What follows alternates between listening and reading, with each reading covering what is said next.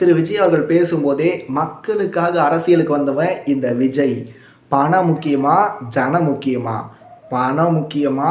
ஜனம் முக்கியமான்னு வந்தா இந்த விஜய்க்கு ஜனம் தான் முக்கியம் அப்படின்னு சொல்லி திரு விஜய் அவர்கள் பேசியிருந்தாரு. லஞ்சத்தை ஒழிச்சவன் இந்த விஜய், ஊழலை ஒழிச்சவன் இந்த விஜய், பார்ட்டி ஃபண்டுன்ற ஒன்றத்தை ஒழிச்சவன் இந்த விஜய்.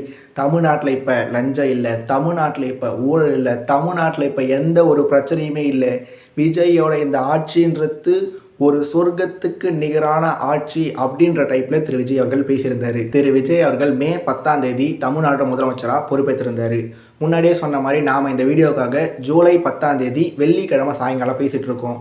கரெக்டாக திரு விஜய் அவர்கள் தமிழ்நாட்டை முதலமைச்சராக பதவியேற்று 2 மாதம் நடந்து முடிஞ்சிருக்கு. இந்த 2 மாதத்தில் தாவேக்கா பார்ட்டி ஃபண்டுன்ற ஒன்றை வாங்கினாங்களா இல்லையா? திரு விஜயோட ஆட்சியில் லஞ்சம் இருக்கா, ஊழல் இருக்கா அப்படின்னு சொல்லி என்கிட்ட பர்சனலாக கேட்டிங்கன்னா, நான் இன்னும் திரு விஜயோட ஆட்சி வந்த பிறகு கவர்மெண்ட் ஆஃபீஸுக்கு பெரிய அளவு போகலை, அதுக்கான தேவை ஏற்படலை. அதனால் திரு விஜயோட ஆட்சியில் லஞ்சம் இருக்கா, ஊழல் இருக்கா, பார்ட்டி ஃபண்ட் இருக்கான்னு சொல்லி பர்சனலாக எனக்கு தெரியல. ஆனால் வரக்கூடிய செய்திகளை மையமாக வச்சு பார்க்கும்போது தாவேக்காவோட ஆட்சியில் லஞ்சத்தையோ ஊழலையோ இல்லை பார்ட்டி ஃபண்டையோ கட்டாயமாக கேட்கலை. ஆனால் கொடுத்தா அவங்க கட்டாயமாக வாங்க மாட்டணும் சொல்கிறதில்ல. தட் மீன்ஸ் லஞ்சம் இருக்கா, ஊழல் இருக்கா, பார்ட்டி ஃபண்ட் இருக்கான்னு சொல்லி கேட்டிங்கன்னா அடித்து பிடுங்கலை, கொடுக்கறத வாங்கிக்கிறாங்க, அன்போடு வாங்கிக்கிறாங்க அப்படின்றது தான் வரக்கூடிய செய்திகள் மூலமாக நம்ம புரிஞ்சுக்கூடியதாக இருக்குது. இது முதல் 2 மாத செயல்பாட்டின் மூலமாக நம்மளுக்கு தெரிய வர விஷயம். இன்னும் திரு விஜயோட ஆட்சியில் 58 மாதம் மீதம் இருக்குது. இந்த 58 மாதம் முடியும் போது தான் திரு விஜய் அவர்களோட ஆட்சி தூய ஆட்சியா இல்லை தீய சக்திகளுக்கெல்லாம் தீய சக்தி ஆட்சியான்றது நமக்கு எப்போ தெரிய வரும்? முழுசாக 60 மாதம், அதாவது திரு விஜய் அவர்களோட 5 வருஷம் ஆட்சிக்கு பிறகு தான் நமக்கு தெரிய வரும். உண்மை நம்ம எல்லாருக்கும் புரிய வருதுன்றதையும் யாராலையுமே மறுத்து பேச முடியாது. இப்படி இருக்கும்போது திரு விஜய் அவர்கள் தன்னோட 2 மாத ஆட்சியோட சாதனைகளாக ஒரு சில விஷயங்களை சொல்லியிருந்தார். அதில் முதல் விஷயமாக அவர் சொன்ன விஷயம், இபியில் ப்ரொமோஷன் கொடுத்துருக்கேன், பதவி உயர்வு கொடுத்துருக்கேன் அப்படின்னு சொல்லி திரு விஜய் அவர்கள் பேசியிருந்தார். திரு விஜய் அவர்கள் இபியில் ப்ரொமோஷன் கொடுக்கலாம், திரு விஜய் அவர்கள் இபியில் புதுசாக ஆட்களை சேர்க்கலாம், திரு விஜய் அவர்கள் இபியில் அதாவது மின்சாரத்துறையோட வெள்ளை அறிக்கைன்னு சொல்லி எதை வேணா வெளியிடலாம். ஆனால் திரு விஜய் அவர்கள் இந்த மின்வெட்டு பிரச்சனையை தன்னோட இந்த 2 மாதம் ஆட்சியில் சரி பண்ணாரான்னு சொல்லி கேட்டிங்கன்னா கண்டிப்பாகவே சரி பண்ணலை. இங்கே ஒரு ஃபன்னான விஷயம்னா, நான் இந்த வீடியோவுக்காக ஆடியோ ரெக்கார்ட் பண்ணிகிட்டு இருக்கும்போது இப்போ கூட என் வீட்டில் பவர் இல்லை. பவர் இல்லாமல் ஒரு ஃபோனில் லைட் ஆன் பண்ணி வச்சுட்டு தான் நான் இந்த வீடியோவுக்காக பேசிகிட்டு இருக்கேன். அப்படி இருக்கும்போது என்னோடய வீட்லேயும் சரி, என்னோடய மாவட்டத்துலேயும் சரி, தமிழ்நாடு முழுக்கவும் சரி, இந்த மின்வெட்டு பிரச்சனைன்றது பெரிய அளவில் இருக்க தான் செய்யுது. ஏங்க மழை காலம் ஸ்டார்ட் ஆகிடுச்சு, மழை காலம்னா பவர் கட்டுன்றது சாதாரண விஷயம் தாங்க அப்படின்னு கூட ஒரு சிலர் சொல்லலாம். ஆனால் இந்த மின்வெட்டு பிரச்சனையினால் சென்னையில் பிற மாவட்டங்களில் ரொம்ப குறிப்பிட்டு சொல்லணும்னா திரு விஜய் அவரோட சொந்த வீடு இருக்க இடத்துல கூட பொதுமக்கள் களத்தில் இறங்கி நைட் டைமில் போராட்டத்தில் ஈடுபடுறதாகவும் செய்திகள் வர தொடங்கியிருக்கு. அப்படி இருக்கும்போது திரு விஜய் அவர்கள் தன்னோட 2 மாத ஆட்சியோட சிறந்த செயல்பாடாக இபியில் ப்ரொமோஷன் கொடுத்ததை பற்றி பேசியிருக்காரு. அடுத்து திரு விஜய் அவர்கள் தன்னோட 2 மாத ஆட்சியில் லஞ்சம் இல்லைன்னு சொல்லி சொன்னார், ஊழல் இல்லைன்னு சொல்லி சொன்னார், பார்ட்டி ஃபண்ட் இல்லைன்னு சொல்லி சொன்னார். அதை பற்றி நம்ம முன்னாடியே பேசிட்டு இருந்தோம்.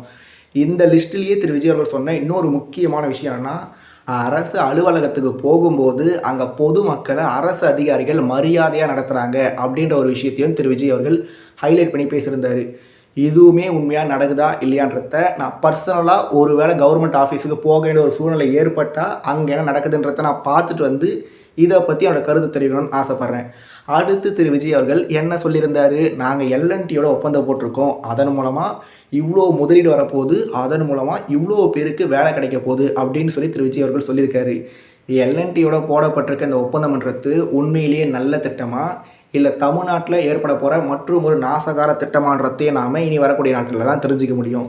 அடுத்து திரு விஜய் அவர்கள் என்ன சொல்லியிருந்தார், என்னோட ஆட்சியில் பெண்கள் பாதுகாப்புக்காக சிங்கப்பெண் சிறப்பு அதிரடிப்படை அப்படின்ற ஒரு சிறப்பு ஆயின தரமான ஒரு திட்டத்தை தொடங்கி வச்சுருக்கேன் அப்படின்னு சொல்லியும் திரு விஜய் அவர்கள் சொல்லியிருக்காரு. அந்த சிங்கப்பெண் சிறப்பு அதிரடி திட்டம் சார்பாக அந்த விஷயத்தை பண்ணாங்க, இந்த விஷயத்தை பண்ணாங்கன்னு சொல்லி டெய்லியுமே நியூஸ் பேப்பரில் ஒரு சில செய்திகள், நியூஸ் சேனலில் ஒரு சில செய்திகள், சோஷியல் மீடியாவில் சில பல செய்திகள் கண்டிப்பாகவே வரத்தான் செய்யுது. ஆனால் இந்த சிங்கப்பெண் சிறப்பு அதிரடிப்படை அப்படின்ற ஒரு திட்டம் வந்த பிறகும் கூட பெண்களுக்கு எதிரான குற்றங்கள் குழந்தைகளுக்கு எதிரான குற்றங்கள் குறைஞ்சிருக்கான்னு சொல்லி கேட்டிங்கன்னா கண்டிப்பாகவே குறையலன்றதையும் நாம் எல்லாருமே ஒத்துக்கிட்டு தான் ஆகணும். அடுத்து பேரறிஞர் அண்ணாவோட பிறந்த நாளில் இப்போ உயிரோடு இருக்க இந்த அண்ணா தாய் மாமன் தங்க மோதிர திட்டத்தை ஸ்டார்ட் பண்ண போகிறேங்க. நான் வெறும் மாமன் இல்லைங்க, நான் வெறுமனே தாய் மாமன் மட்டும் இல்லைங்க, நான் தாங்க ரியல் தாய் மாமன் அப்படின்னு சொல்லியும் திரு விஜய் அவர்கள் பேசியிருந்தார். திரு விஜய் அவர்கள் இந்த தாய் மாமன் தங்க மோதிர திட்டத்தை செப்டம்பர் மாதத்தில் தொடங்கிக்க போகிறாரு. அந்த திட்டத்தின் மூலமாக மாண்புமிகு தமிழ்நாடு முதலமைச்சர் திரு சி ஜோசப் விஜய் அவர்கள் தமிழ்நாட்டில் பிறக்கிற குழந்தைகளுக்கு 1 கிராம் தங்க மோதிரம் போட போகிறாரு. அந்த 1 கிராம் தங்க மோதிரன்றது தமிழ்நாட்டில் பிறக்கிற எல்லா குழந்தைகளுக்குமா இல்லை அரசு மருத்துவமனைகளில் பிறக்கிற குழந்தைகளுக்கு மட்டும்தானா? ஒருவேளை அந்த 1 கிராம் தங்க மோதிரன்றது செய்திகளில் வந்தால் மாதிரியே அரசு மருத்துவமனைகளில் பிறக்கிற குழந்தைகளுக்கு மட்டும்தான்னு தாவேக அரசு சொன்னாங்கன்னா, திரு விஜய் அவர்களும் திமுக அரசு ஆட்சிக்கு வரத்துக்கு முன்னாடி அனைத்து பெண்களுக்கும் 1000 ரூபாய்ன்னு சொல்லிட்டு ஆட்சிக்கு வந்த பிறகு தகுதி வாய்ந்த பெண்களுக்கு அப்படின்னு சொல்லி அறிவித்தாங்க. இப்போ திரு விஜய் அவர்களும் தமிழ்நாட்டில் பிறக்கிற எல்லா குழந்தைகளுக்கும் மோதிரம் போடுன்னு சொல்லிட்டு இப்போ அரசு மருத்துவமனைகளில் பிறக்கிற குழந்தைகளுக்கு மட்டும்தான் 1 கிராம் மோதிரம் போடுன்னு சொல்லி சொன்னாருன்னா, முன்னாடியே சொன்ன மாதிரி ADMK it is equal to DMK, ADMK plus DMK it is டிவிகேன்றது மறுபடியும் ஒரு முறை பூவாகிடும். ஆனால் என்னை பொறுத்த வரைக்கும் இலவசன்றது இருக்கவே கூடாது. அப்படி இருக்கிறதுனால திரு விஜய் அவர்கள் கவர்மெண்ட் ஹாஸ்பிட்டலில் போகிற குழந்தைகளுக்கு கூட 1 கிராம் தங்க மோதிரம் போட முடியாது அப்படின்னு சொல்லி தில்லா கெத்தா பக்கா மாதம் அறிவிச்சாருன்னா அவரோட அந்த அறிவிப்பை நான் கண்டிப்பாகவே வரவேற்பேன். ஆனால் திரு விஜய் அவர்கள் தில்லா கெத்தா பக்கா மாசாலாம் அறிவிக்க மாட்டார். ஏன்னா திரு விஜய் அவர்களும் வாக்குக்காக அரசியலுக்கு வந்திருக்க ஒரு சாதாரண அரசியல்வாதி மட்டுன்றதையும் நாம் எல்லாருமே ஒத்துக்கிட்டு தான் ஆகணும். அடுத்து திரு விஜய் அவர்கள் எங்கள் அப்பா பீரோக்குள்ளே இல்லை அப்படின்னு சொல்லி ஒரு கதை சொன்னார். அடுத்து நாங்கள் வெள்ளை அறிக்கை வெளியிட்டோம். அந்த வெள்ளை அறிக்கையின் மூலமாக நாங்கள் தெரிஞ்சுக்கிட்ட விஷயம் என்னென்னா, திமுகவும் அதிமுகவும் ஓட்ட பாத்திரத்தில் தண்ணி ஊற்றிருக்காங்க. ஓட்ட பாத்திரம் இருக்குது, ஆனால் தண்ணியை காணல. என்னை பார்த்து வாயை திறங்க சிஎம், வாயை திறங்க சிஎம்னு சொல்லி சொல்கிறாங்க. ஆனால் வாயை திறந்தா குடு குடுன்னு சொல்லி சட்டமன்றத்தை விட்டு வெளியே ஓடிடுறாங்க. அதனால் இதுக்கப்புறம் சட்டமன்றம் நடந்தால் நான் சட்டமன்றத்தோட எல்லா கதவுகளையும் சாத்திட்டு தான் சும்மா கெத்தாக பேசுவேன் அப்படின்னு சொல்லி திரு விஜய் அவர்கள் பேசியிருந்தார். அது மட்டும் இல்லாமல் நான் குளத்தூரில் 5 நிமிஷம் பேசுனதுக்கே திமுகவுக்கு மக்கள் கொத்து பரோட்டா போட்டாங்க. நான் மட்டும் தொடர்ந்து பேசணும்னு வச்சுங்க, திமுகவும் இருக்காது, அதிமுகவும் இருக்காது. ஏன்னா விஜய்னா வெற்றி, வெற்றினா விஜய். ஏன்னா டிவிக்கே தான் தமிழ்நாடு, தமிழ்நாடு தான் டிவிக்கே. விஜய்க்கு அதை பற்றி தெரியாது, விஜய்க்கு இதை பற்றி தெரியாது, விஜய்க்கு மேகதாது பிரச்சனைனா என்னன்னே தெரியாதுன்னு சொல்லி சொல்கிறாங்க. அவங்க என்னமோ சொல்லிட்டு போகட்டும்.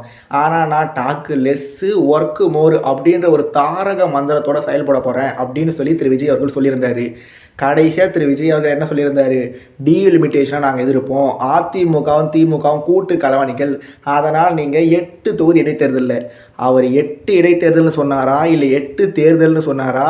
அவர் இடைத்தேர்தல்னு சொன்னது எனக்கு 8 தேர்தல்னு கேட்டுச்சா? என்னமோ இருந்துட்டு போகட்டும்.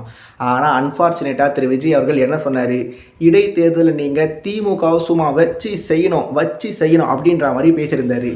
ஆனால் இப்போ என்ன ஆகிப்போச்சு, நீதிமன்றத்தில் 5 தொகுதி இடைத்தேர்தல் நடத்தக்கூடாது, இடைத்தேர்தலுக்கு அறிவிப்பே வெளியிடக்கூடாது அப்படின்னு சொல்லி தடை விதிச்சிருக்காங்க.